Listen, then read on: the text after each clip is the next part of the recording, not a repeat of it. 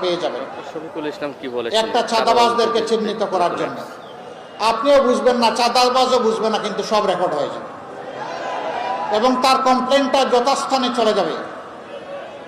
এইখানে কারো পরিচয় নিয়ে কোনো সমস্যা নাই, বিষয়টা একেবারেই অটোমেটাইজড, ভয়ের কোনো কারণ নাই। আর ভয় যদি থাকেও সেই ভয়কে আমরা জয় করবো ইনশাআল্লাহ।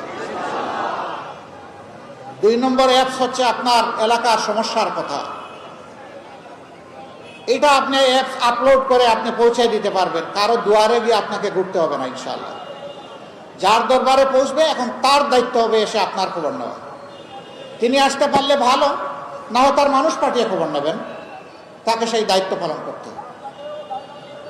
আমরা 6 মাসে একবার নির্বাচিত হলে আমাদের সঙ্গীয় জনপ্রতিনিধিদেরকে জনগণের মুখোমুখি করব।